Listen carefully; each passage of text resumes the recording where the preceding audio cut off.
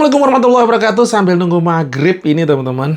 Ya alhamdulillah akhirnya hari ini 4 akunku sudah closing. Ada closing semua. Intinya bisa closing aja udah. Woi alhamdulillah ya Allah gitu. Nah nanti gimana caranya bertumbuh ya wes.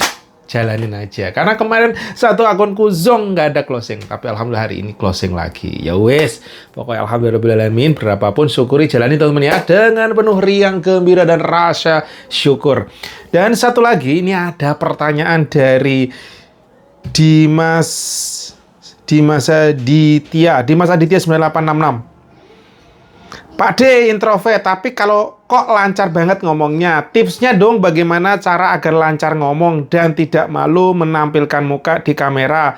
Soalnya mukaku jelek jadi gak pede.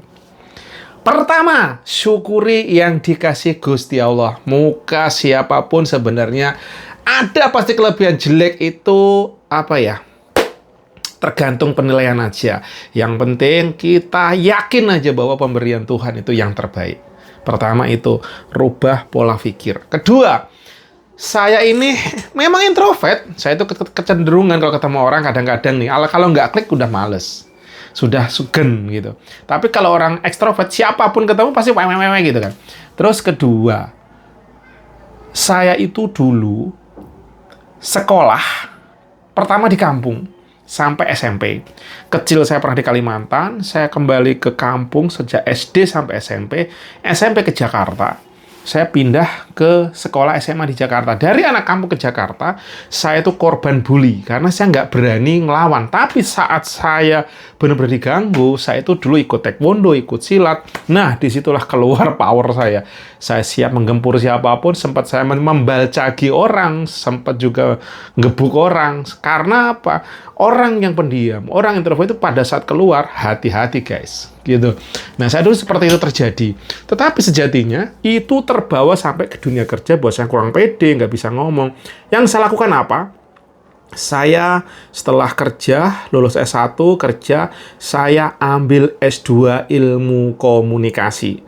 Itu yang merubah mindset saya, teman-teman ya. Jadi, saya belajar ilmu bagaimana berkomunikasi. Ternyata, saya terpecahkan salah satunya oleh dosen saya. Beliau sekarang Profesor Gaya Gayatri. Beliau ada di Depkominfo, bekerja sekarang. Beliau seorang research ilmu tentang komunikasi, pokoknya jagoannya komunikasi lah gitu. Saya terbukanya tuh satu di mata kuliah apa ya, teori komunikasi, dan salah satunya yang saya mengubah saya adalah teori looking glass others gitu. Jadi kita kayak cermin gitu. Kalau orang melihat kita tersenyum, kita berarti bisa tersenyum juga. Kita tersenyum, orang lain tersenyum. Kita sedih, orang tersedih. Cuman sekilas gitu, oh betulnya begini ya. Dan ada beberapa teori-teori komunikasi yang bukunya tebelnya angudzubillah, dan sebenarnya saya nggak paham semua. Cuman itu basically-nya pertama ngerubah itu saya terus saya pede. Sejatinya itu pengen banget ngomong dimanapun, tapi nggak terucap kata-kata. Yang saya lakukan adalah banyak membaca. Gaul nggak bisa, tetapi sejatinya saya tuh pengen banget berbicara. Terus itu akhirnya saya sering tampil di depan umum. Di kantor saya sering berbicara di depan tim saya gitu. Pertama kali saya yang sangat teringat sampai saat ini, saya waktu itu kerja di BINUS sebagai cleaning service, dan ada masa promosi yang mengharuskan untuk pidato. Saya beli buku, teman-teman. Ini saya belum S1, belum S2 tadi sebenarnya. Saya mundur sedikit. Waktu itu saya beli buku masalah gimana cara ngomong depan umum supaya bisa gitu. Ternyata permainan eye contact dan nafas. Ya. Pada saat ngadepin orang, tatap matanya, plototin.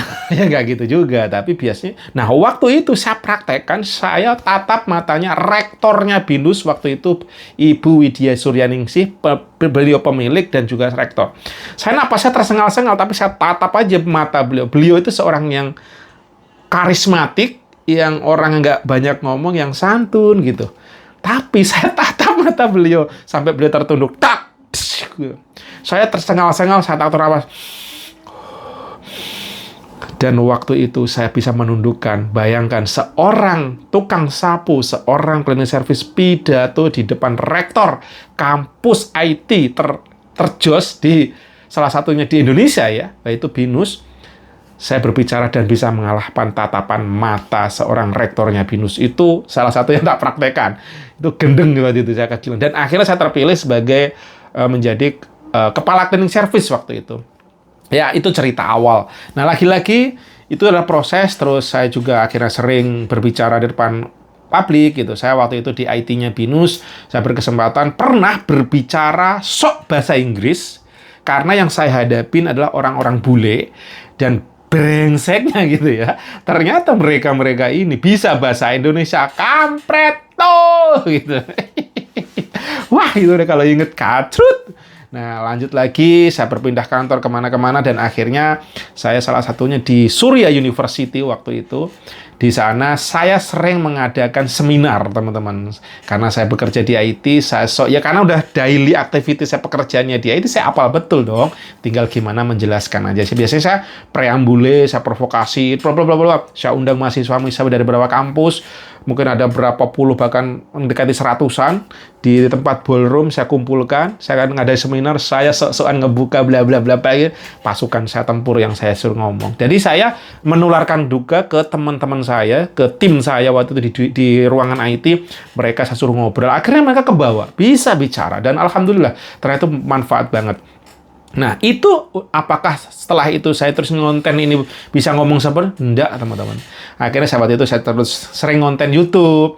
Itu pertama ngonten YouTube, saya dicela istriku. Mungkin teman-teman silahkan cek out akun utamaku Supriyanto Cah PCT. Disitulah dimana saya belajar ngoceh bertahun-tahun dengan gaya ngomong yang tadinya sok digini-gini, gini-gini, dan itu dicela istriku sendiri. Mas, ngomong nggak usah begitulah gitu. Yang denger nggak enak mungkin.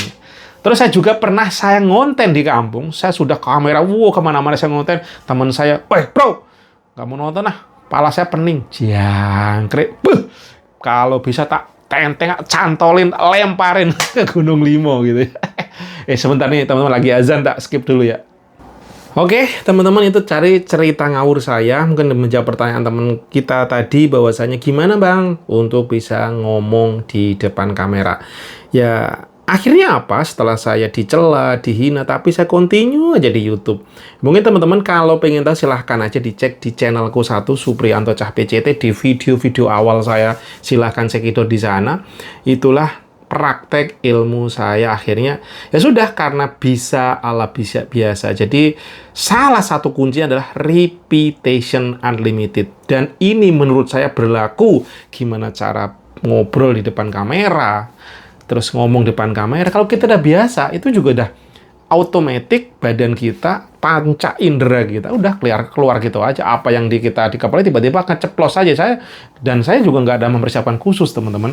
Nah, makanya kenapa kok salah satu reseller saya ngomong, Mas, ayo belajar TikTok affiliate, insya Allah bisa ada hasilnya. Ternyata terbukti, walaupun memang masih belum sesuai impian saya sendiri, cita-cita saya sendiri yang bisa mengambilkan jutaan, ratusan, bahkan miliaran dari TikTok affiliate. Tapi terbukti memang sudah ada hasilnya. Tapi saya bukan berarti saya, cukup sih. Enggak. Saya terus berjuang, bergerak, belajar gimana mempertumbuhkan. Nah, itulah yang saya jalankan sampai detik ini. Contohnya juga TikTok affiliate ini, saya juga bercerita terus sebenarnya kesempatan saya untuk praktek public speaking, ngomong di depan kamera, dan saya ngomong seakan-akan ke jenengan penonton saya loh. Ini bukan ngomong ke kamera lagi, tapi panjenengan ke depan saya, dan walaupun ketemu ya, mungkin gaya saya akan sama aja begini, nggak jauh berbeda gitu ya. Saya tuh sekarang seneng banget ngomong. Basically-nya introvert, tapi orang introvert pun bisa kok ngomong. Saya kemarin juga kenal salah satu orang tua murid di tempat anak saya belajar bola. Beliau ngomong, saya introvert. Tapi beliau dosen S3, guys. S3-nya nggak cuma satu, ada beberapa ambil S3. Tapi pas dia ngomong, saya introvert. Wah, anjir, ini setiap ketemu orang dia ngoceh, ngobrol. Ya, karena itu bisa dipelajarin, teman-teman. Bisa dipelajarin. Lagi-lagi, apa kuncinya? Praktek unlimited. Praktek unlimited, nggak ada lain ya, nggak ada obat, pokoknya gaskan. Lagi-lagi bahwa otak manusia itu more than a computer. Jadi kita tuh lebih pintar daripada komputer sebenarnya. Otaknya tuh memorinya amazing. Jadi ciptaan Tuhan yang luar biasa. Kalau kita pakai, kita gunakan dengan praktis, insya Allah mudah. Dan teman-teman kalau nggak percaya silahkan. Subscriber kita di sini ada juga yang belajar TikTok affiliate yang tadinya tak tanya, Bro, ngapain? Gitu. Akhirnya tak kuompor, tak omel-omelin. Tak provokatorin, dan sekarang coba. Beliau hampir tiap hari live. Coba dicek di akun TikToknya beliau nih. Bang Gedor mana Bang Gedor? Beliau salah satu orang yang waktu itu mau ngonten, nggak tahu ya, mungkin nonton video saya terus dia nanya-nanya gimana Pak saya ngonten nggak pede, Saumel gaspol sekarang gitu kan.